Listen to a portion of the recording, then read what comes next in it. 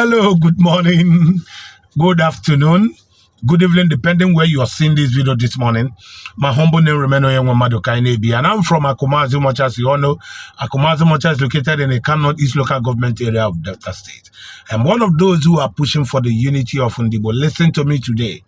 Today happened to be 30th May, and it's so significant in the life of every Igbo man that you see in the space of Nigeria or outside the shore of Nigeria. Today is a remarkable day, and I'm not going to speak without talking about the victimization of Ndigbo cut across the Federation. Igbos has been targeted from the British, from the Europeans. What you see today, or whatsoever you see that the Yorubas or Benin's are doing against the Igbos today, wasn't their own making, but it was the making of the Western and the Europeans, because they know that the healing and liberation of Africa, that Igbo remain the subhead of that movement. And what they do is to make sure they oppress, they suppress, they victimize the Igbos against coming up to stand against what they believe. The subjugation or the oppression that the Igbos are suffering, or Igbos are being subjected to today, it is as a result of what the European doesn't want to see. They know that once it is well with the Igbos, that every African nation are totally liberated. I am saying this without missing or missing word. The problem or the backwardness of Africa, it is as a result of Africa black allowing themselves to be used against the Igbo race. Because those who has positioned the likes of the Yorubas, the likes of the Hausa, the likes of Benin to begin to fight against the Igbo nation, they are not doing that because they hate they mean so well, they mean well for the rest of Africa. No, they are doing that because they know for sure that Igbo remain the arrowhead of the liberation of Africa. And they fight, they push propaganda, they fight, they do everything, they sponsor the Hausa, the Yorubas against the Igbo, because they don't want the Igbos to rise. Because the rising of the Igbos is the rising of Africa. The rising of the Ndigbo is the rising of a black race. And that is why the Westerners are so much careful, in the dealings with the Igbos. You might want to argue what I'm saying this morning, but if you want to get the right truth of what I'm saying, I want you to take away sentiment. I want you to take away sentiment, put yourself in the place of truth. You will understand that victimization that is ongoing against the Igbo nation, Igbos are not the ones being targeted, but they are using the Igbos to suppress, to subjugate, and pull back the Africans' ideology of civilization, because they don't want Africa to rise.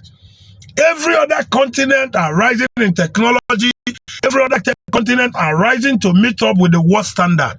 But what happened to the African nation? What happened to the African continent? The truth is that we don't understand how this game is being played. But thank God for this era. Thank God for this the youth that you see today that are running, walking to see that Igbo nation are actually liberated. The unity of Ndigbo in Nigeria have a very mighty sound that Africa will live to enjoy. If you are among those, whether you are from Eka, whether you are from Kwale, whether you are from Ikwere, whether you are from Opobo, whether you are from Igbos in Benin, I want to speak a dialect to direct a statement to your head. When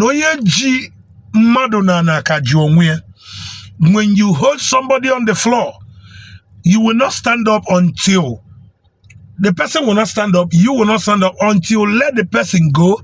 Both of you remain at that spot. So the rest of Africans who are hating on the Igbos, they are also hating on themselves indirectly without knowing it. Those who pay you to propagate propaganda to propagate evil against the Igbo nation. They are not paying you because they know that what you are doing is right. They are doing that because they are also working against you, that is being paid to work against the Igbos without you knowing. Without you knowing. To crown it, or what the Westerners saw at the, what is it called, genocide that actually took place for about 3 years in Igbo, also is a very laudable signal to them that up to this moment they don't want Igbo to rise, because what they saw during that genocidal war actually has given them a kind of understanding that if Igbos are allowed, that the rest of the world will be so afraid of them. So they are doing everything so possible, humanly possible, to make sure that Igbos are suppressed. They are doing everything humanly possible to make sure that what? Igbos are suppressed. So what are we saying? Our unity is something we should look at for. Asonyi Bongo. Let us celebrate, and let us celebrate.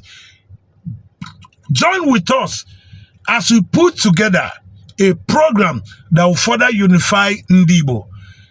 Come the month of August 29-30, a program is being scheduled that is going to put every of our family together so that we can work to build our nation.